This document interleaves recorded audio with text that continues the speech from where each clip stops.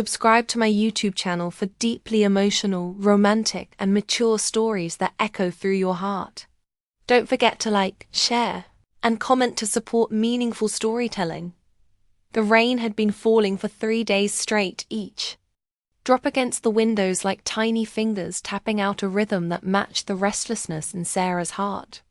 At 42, she had grown accustomed to the quiet of her suburban home, especially on evenings like this when her 17-year-old son Marcus was away at his father's house for the weekend.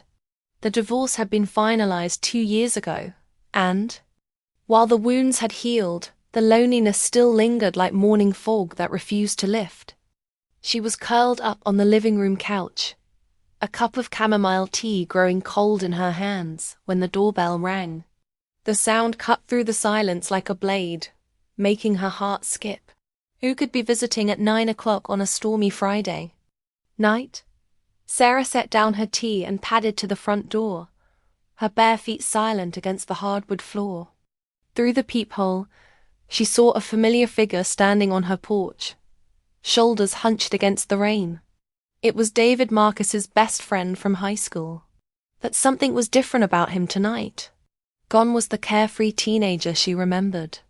In his place stood a young man of 21, his dark hair plastered to his forehead from the rain, his eyes holding a depth that hadn't been there before.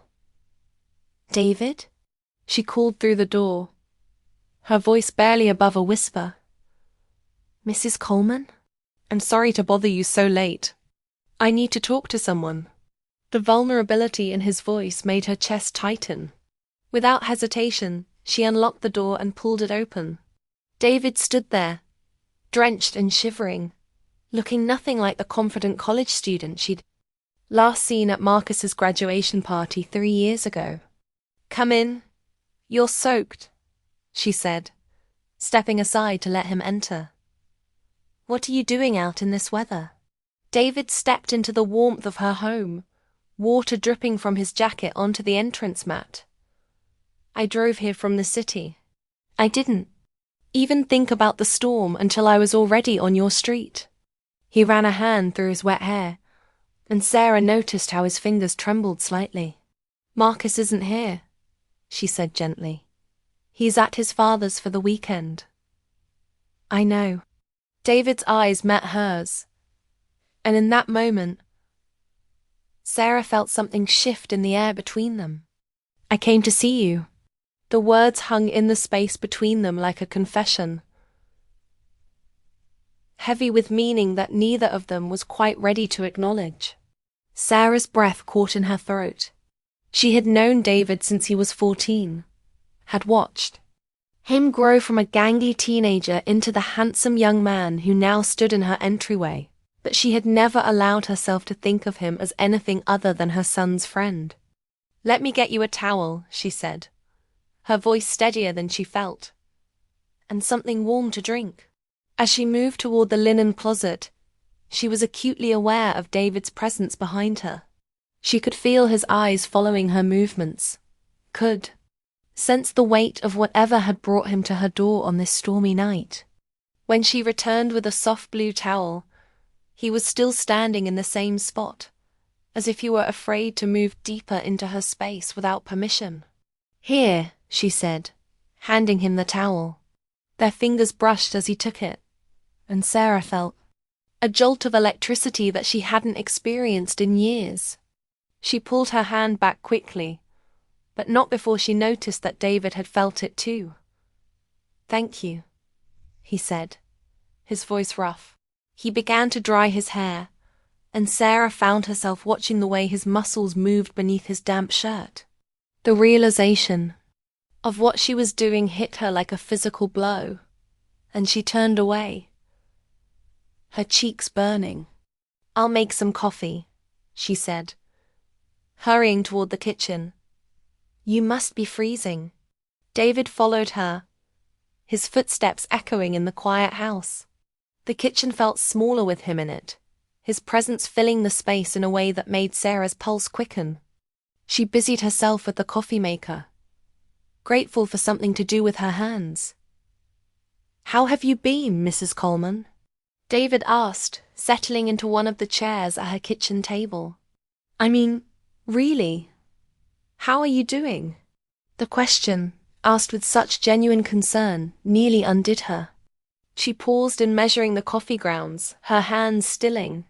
No one had asked her that question in months, not really asked. The way David was asking now, as if her answer truly mattered.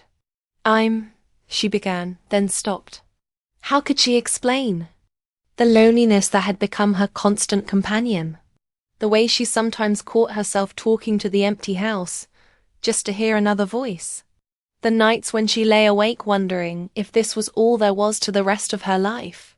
I'm managing, she said finally. But her voice cracked on the words. David was quiet for a moment, and when she glanced over at him, she saw something in his expression that made her heart race. It was the look of someone who understood, who saw through the polite facade to the truth beneath.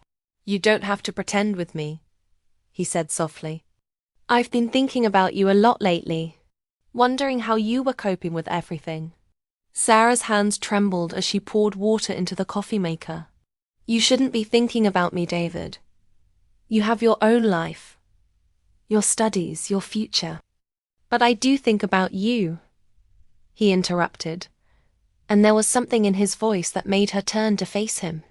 I think about how you always made sure Marcus and I had snacks when we were studying. How you never made us feel like we were in the way, even when we were being loud and obnoxious. How you always listened when we talked about our problems, like what we had to say actually mattered.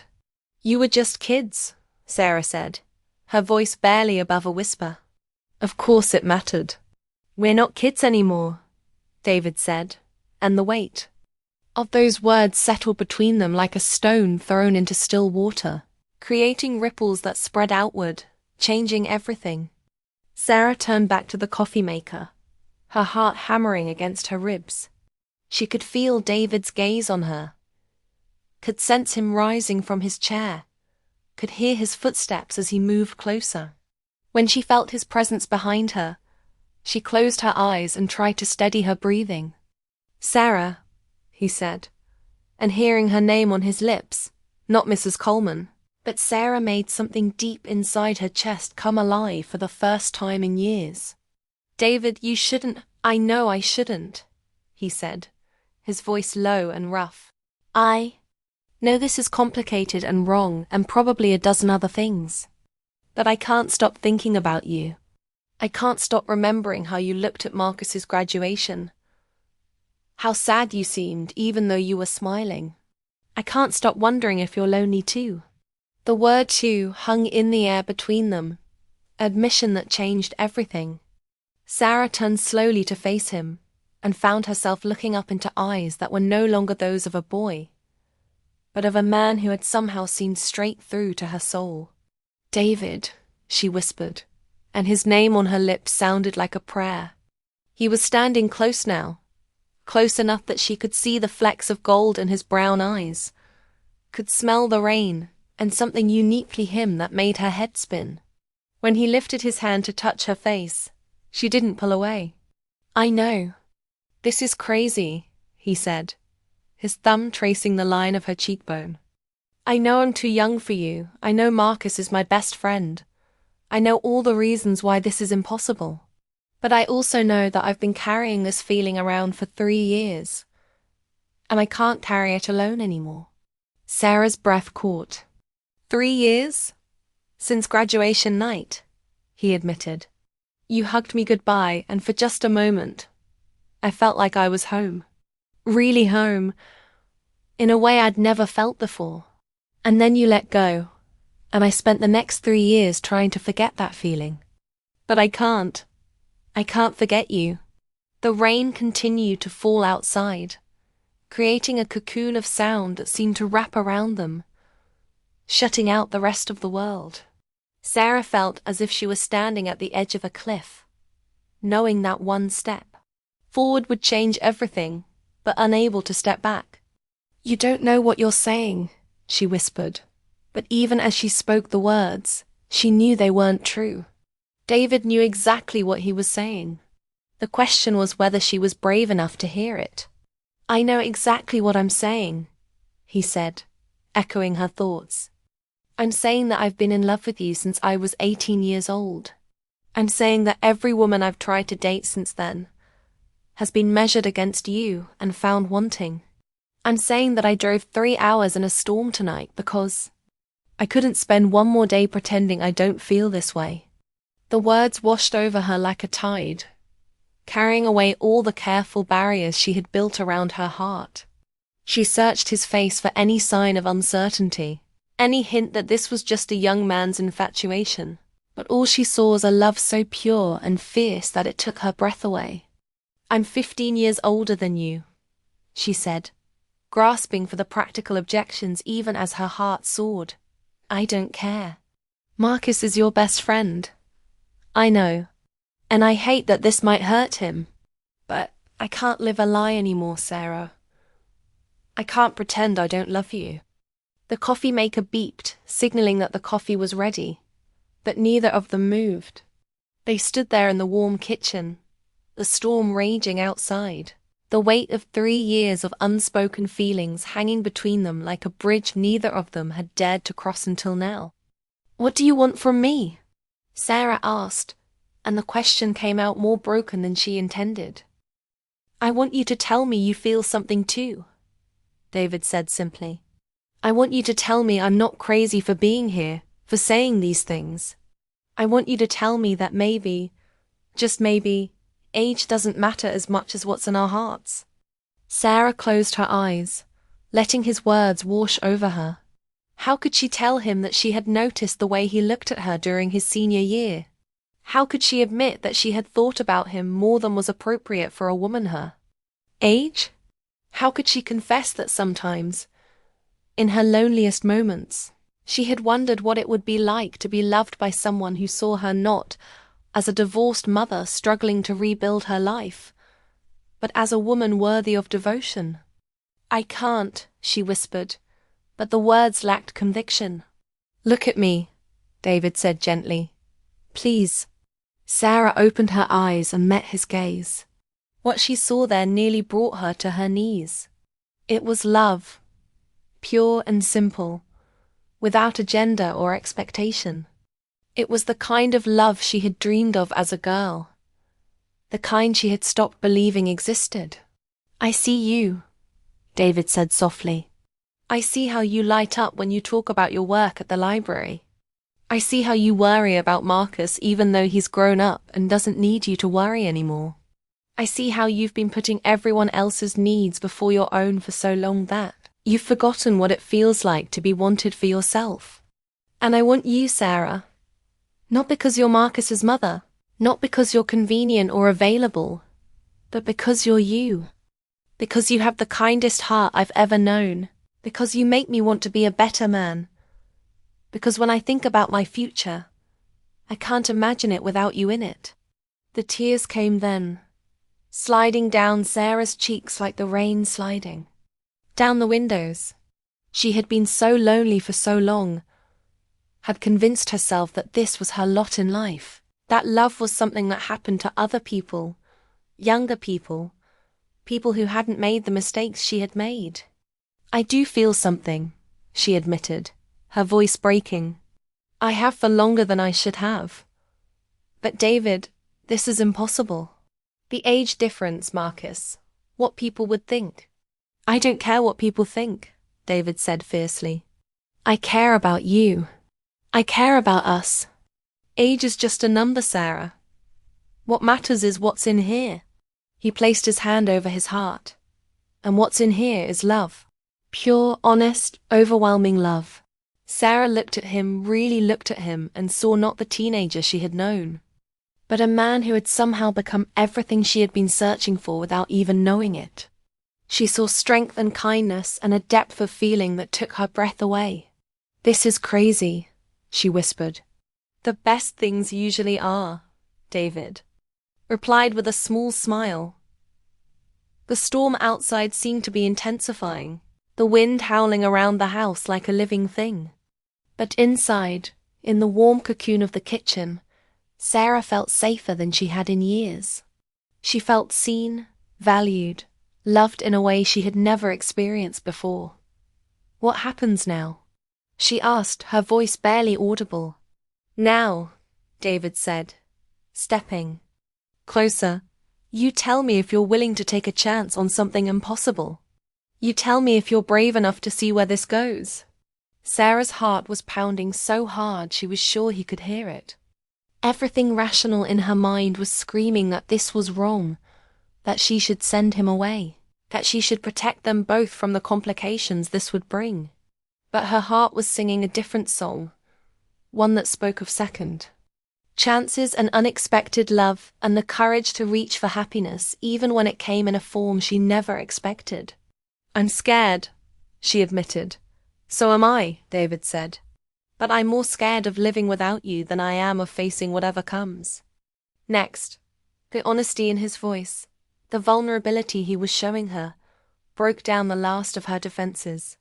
Sarah reached up and touched his face, feeling the slight roughness of stubble beneath her fingers, marveling at the fact that this beautiful, complicated man was looking at her as if she were the most precious thing in the world. "Kiss me," she whispered, and the words hung in the air like a dare. David's eyes searched hers for a moment, as if making sure she was certain, and then he lowered his head and pressed his lips to hers. The kiss was soft at first, tentative, but as Sarah responded, it deepened into something that spoke of years of longing and dreams deferred. When they finally broke apart, both of them were breathing hard. "I love you," David said against her lips, and the words sent a shiver through her entire body. "I love you too," Sarah replied, and saying it felt like stepping off a cliff and discovering she could fly. They stood there in the kitchen, holding each other as the storm raged outside, both of them knowing that everything had changed in the space of a few words, a single kiss. The future stretched out before them, uncertain and complicated, but filled with possibility. "What about Marcus?" Sarah asked, voicing the concern that had been gnawing at her. "We'll figure it out," David said. "We'll take it slow. Be careful. We'll tell him when the time is right, when we're sure this is what we both want. And if he doesn't understand, if he can't accept it." David was quiet for a moment, and Sarah could see the pain in his eyes at the thought of losing his best friend. "Then we'll deal with that too. But Sarah, I can't live my life according to what other people want me to feel. I can't pretend this isn't real." Sarah nodded, understanding the weight of what he was saying. She had spent too many years living according to other people's expectations, had lost herself in the process. Maybe it was time to choose her own path, even if it led somewhere she had never expected to go. "This won't be easy," she said. "Nothing worth having ever is," David replied. They talked until the early hours of the morning, sharing stories and dreams and fears. Sarah learned that David had been working as a journalist in the city, that he had always planned to come back to their small town eventually, that he had been saving money to start his own newspaper.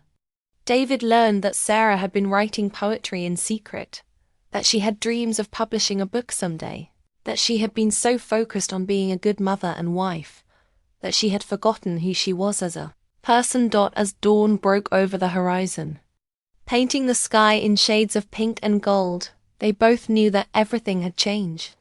The storm had passed, leaving the world washed clean and new. David would have to leave soon, would have to go back to his life in the city, but something had been set in motion that could not be undone. "I'll call you," David said as he prepared to leave, and Sarah knew he meant it. "I'll be here," she replied, and for the first time in years, she felt like she had something to look forward to. As David's car disappeared down the street, Sarah stood in her doorway, watching until he was gone. The house felt different now, not empty, but full of possibility. She had taken a leap of faith, had opened her heart to love in its most unexpected form. And while she didn't know what the future held, she knew that she was no longer alone. Memory of that night would stay with her forever. The rain against the windows, the vulnerability in David's eyes, the moment when she chose love over fear. It was a night that changed everything. A night that still haunted her dreams, but in the most beautiful way possible. Because sometimes the most impossible love turns out to be the most real of all.